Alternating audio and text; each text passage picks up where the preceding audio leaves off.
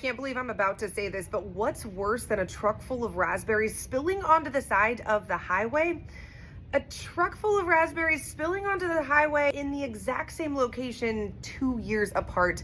You can't make this up. This is the scene in Linden on Saturday, June 27th, 2026. A truck carrying raspberries tipped over at this roundabout, shutting down the road. It does appear it has created a little bit of a traffic jam. Now, this is video of 2 years ago, July 10th, 2024, the exact same roundabout.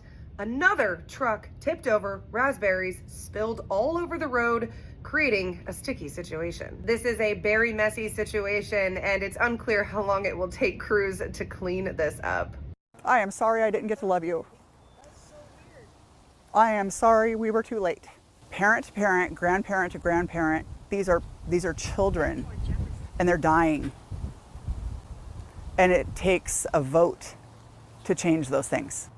That kid deserved so much love, and he didn't deserve to suffer for the faults of the people that put him where they were at.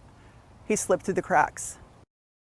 I'm so blessed that my direct family, like my parents, they are safe, right? But we do have a lot of people around our friendship circle that they lost their houses, their apartment, their belongings. Volunteers move with purpose, sorting hundreds of donated goods, bottled water, clothing, shoes, even emergency supplies. All of it bound for Venezuela, where thousands are recovering from 2 earthquakes. This is not only about Venezuela. This is about Latin America. It's about how we united go and help. They feared the worst, but this whale just resurfaced. Skipper, a young humpback alive after 7 months missing, was seen this week in Puget Sound. He was believed to have been hit by a ferry before disappearing. Now there are signs Skipper may have survived entanglement too.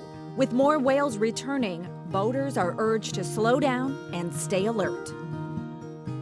Your smoke alarm could save your life, but only if it works. I'm Bethany on the King News Desk, and just before 6 a.m., Bellevue firefighters responded to a house fire near 168th Avenue Northeast, just 2 miles away from Interlake High School, where they found a home fully engulfed in flames. Everyone inside escaped before firefighters arrived, but 4 residents were taken to the hospital with non-life-threatening burns and smoke inhalation. Here's the alarming part. 3 people said they woke up because they smelled smoke, not because their smoke alarms went off. The fire's cause is still under investigation, and the Bellevue Fire Department is urging everyone to test their smoke alarms today. Those extra few seconds can make all the difference. The Seattle Latino Film Festival is hosting a donation drive to collect supplies for Venezuela following 2 deadly earthquakes. El grupo, el Festival de Cine Latino de Seattle, está organizando una campaña de suministros para Venezuela después de los terremotos. You can drop off supplies at local restaurants between noon and 7 p.m. this weekend, Saturday and Sunday, June 27th and 28th. Puede dejar los suministros a los restaurantes locales entre el mediodía y las 7 de la noche este fin de semana, 27 y 28 de junio. The locations and the supplies needed are on your screen right now. Las ubicaciones y suministros están en tu pantalla. A piece of Bellingham's most iconic rock could be yours. WashDOT is giving away pieces of the Bellingham Rock, a landmark that stood along I-5 for more than 50 years. Crews recently broke it apart for a fish passage project. The pieces are free, first come, first served, but you must sign a waiver by noon the day before. They left Washington in a rowboat and just showed up in Hawaii. 4 men docked in Maui after crossing 3,100 miles of open ocean.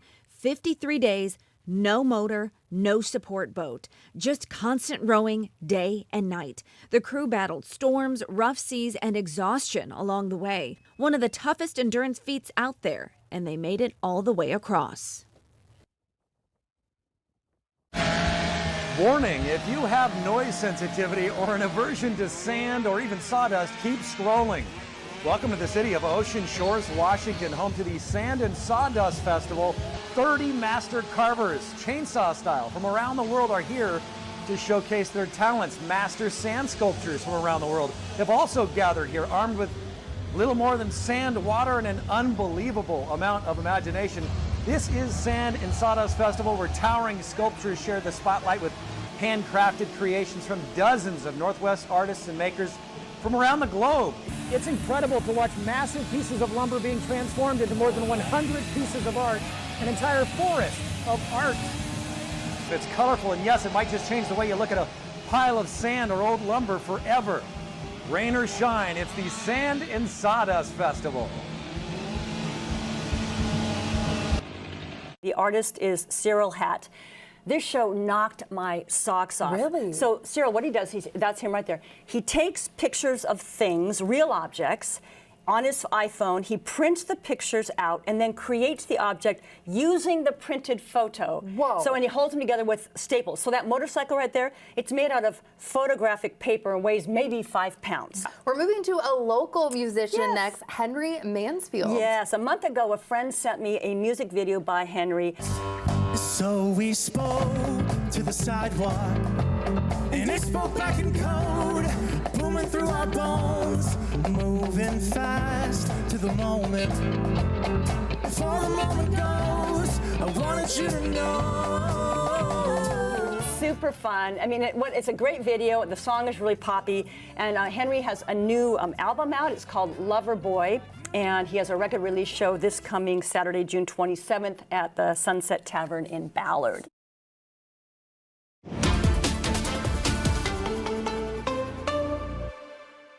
Blazers owner Tom Dundon seems to be taking a play out of the Clay Bennett playbook when it comes to the Moda Center remodel.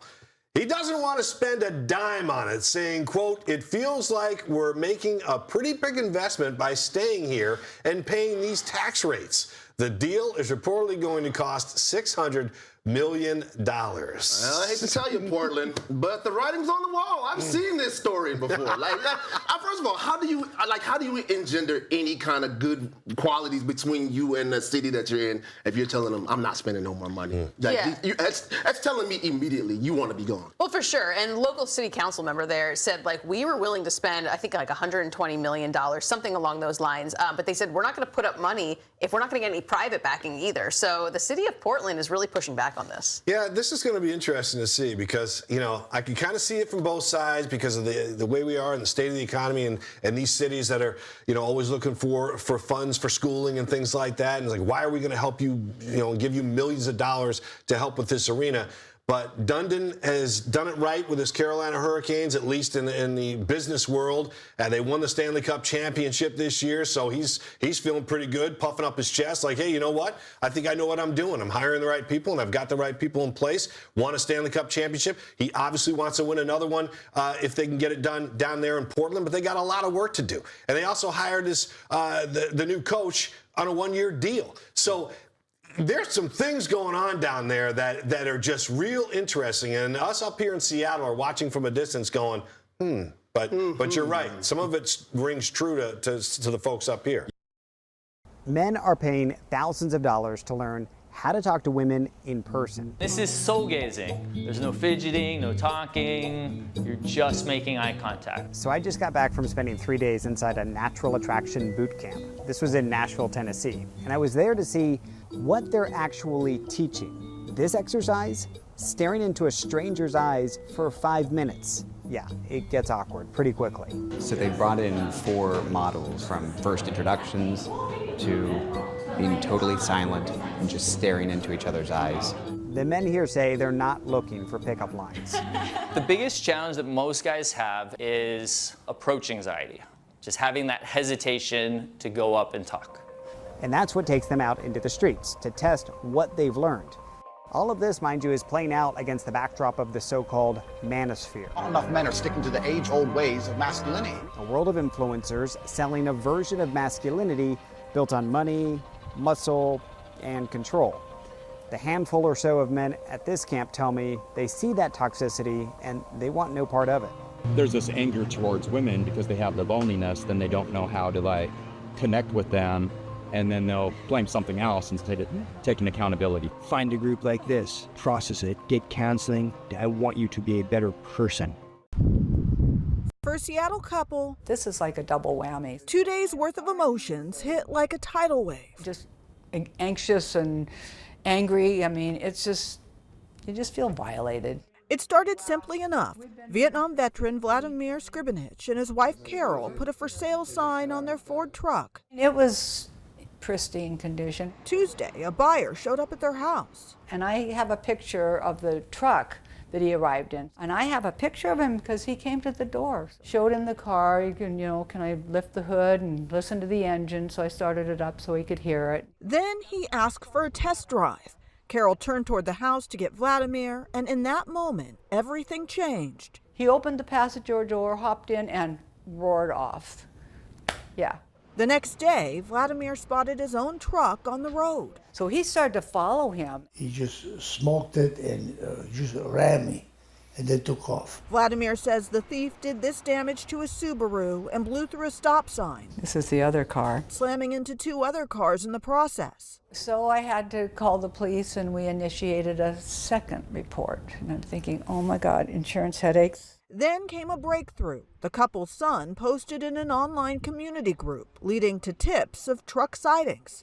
They found it, parked and empty. And then called 911, and they said, we'll dispatch somebody. But the damage was already done. They knew what they were doing. They'd painted it. They started to buff off the other side so that they could paint that panel. You know, you work all your life, and it's not too...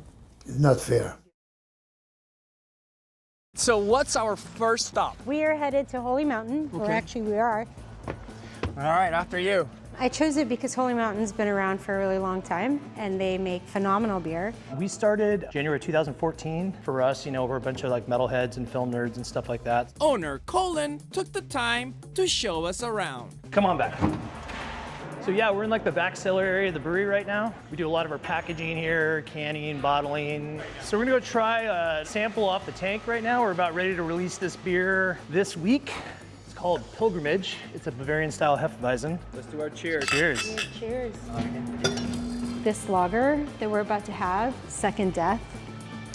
There you be. All right, this is it. The true moment. Just what I was hoping for, a delicious Helles style lager. 3 Southwest Washington dental practices have agreed to pay more than $1 million after investigations into their Medicaid billing practices. According to Washington Attorney General's office, 2 of the practices billed Medicaid for treatments that investigators say were actually over-the-counter ibuprofen, and a third was accused of billing for procedures without proper documentation or medical necessity. Together, the settlements total more than $1 million and involve dental offices in Camas and Vancouver.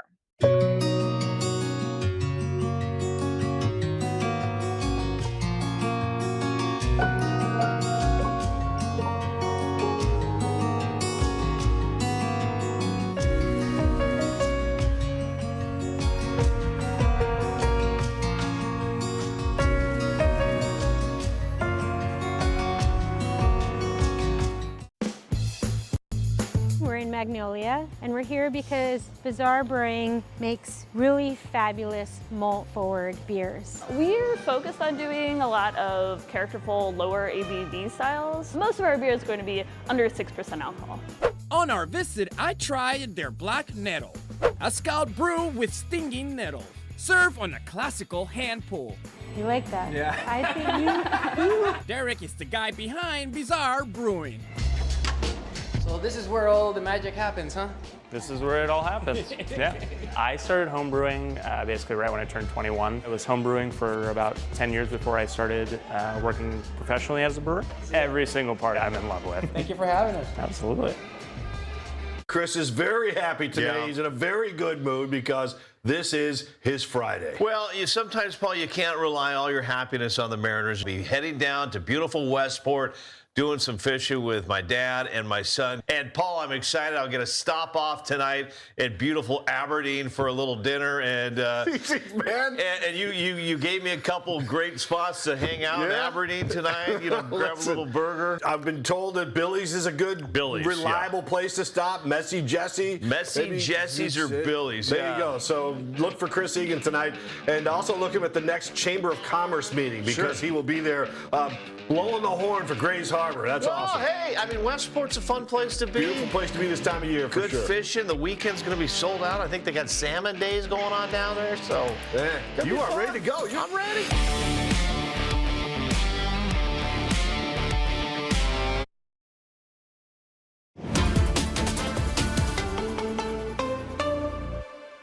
Better? Much better. Good. I'm walking. Yeah. Yeah, walking well. Yesterday, Ken Conley got to meet the Renton police officer who helped save his life. Back in April, Officer Greg Bills was called to the scene of an unresponsive man in a car. As witnesses performed CPR, Officer Bills ran to his car to get an AED and used it on Conley before paramedics arrived. Doctors say those quick actions helped save Conley's life. Now, scientists say the stifling heat wave gripping Western Europe is the most severe ever recorded. Temperatures do remain high, not only here in France, but across Western Europe.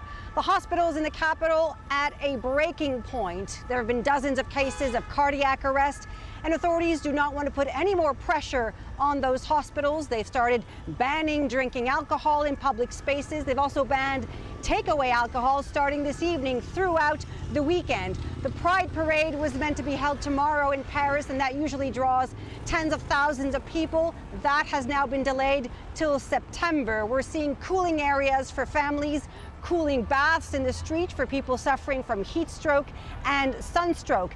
Now, scientists say the stifling heat wave gripping Western Europe is the most severe ever recorded.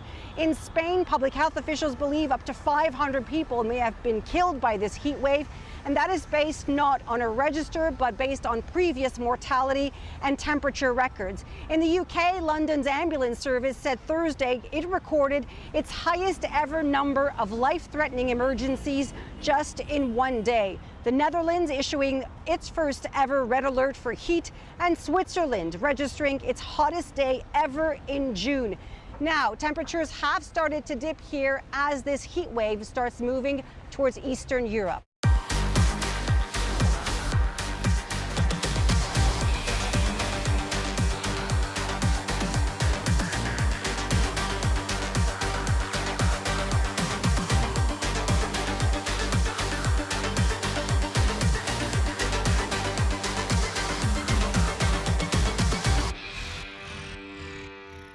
What have you heard so far from some of these athletes? Like, what has their take been after seeing their photo? Yeah, I had one athlete tell me, I never really realized how much I accomplished until I saw these portraits. Like, I saw myself in this way.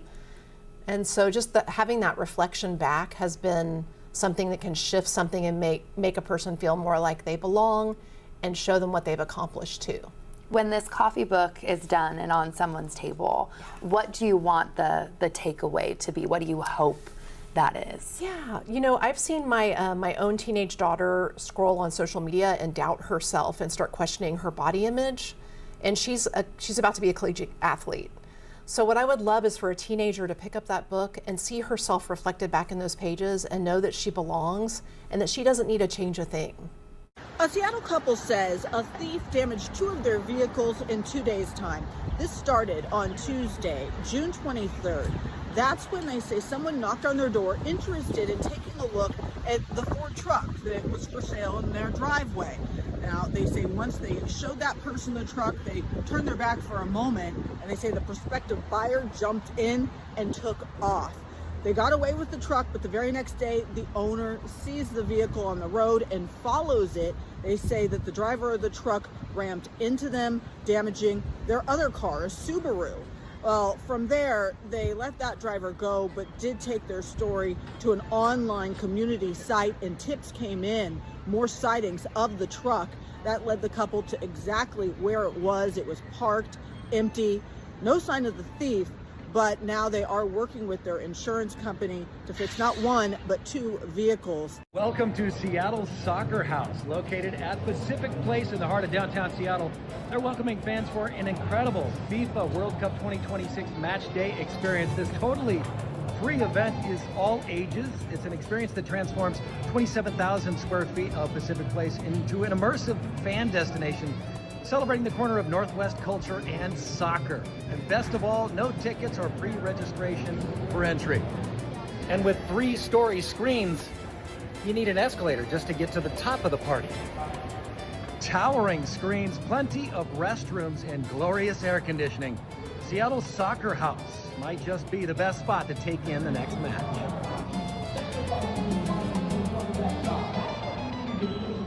Search and rescue crews from Naval Air Station Whidbey and the Pierce County Sheriff's Office are trying to find a vehicle that went down a cliff.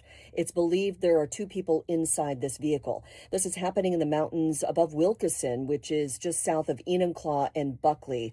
Pierce County Search and Rescue crews got an iPhone crash notification.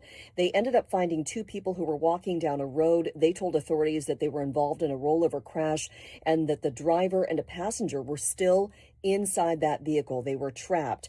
The Navy search and rescue team has been brought in to help with this rescue effort, but we're told that the weather conditions right now are making this rescue tough. It's cold, it's wet, it's foggy, and that is making it difficult for crews to reach that location. The U.S. hosting the World Cup is creating some unique opportunities for cultural exchange, but foreign fans have dealt with some problems taking some of the U.S. back home. Their newfound love of ranch dressing forced the TSA to put out a warning to make sure that they're checking their bottles in the checked baggage instead of, putting them in their carry-ons. I love this. Now UPS is offering some help with a new ship and dip discount. Its website is offering a 20% off coupon that's good through September. Kraft says it's even working on a TSA compliant version of the famous dressing. Truly so you can American. get like a travel size bottle of ranch dressing. Kind of like hand sanitizer. Don't mix it up with your shampoo. That's true. I'm telling you, the solution to this, powdered ranch.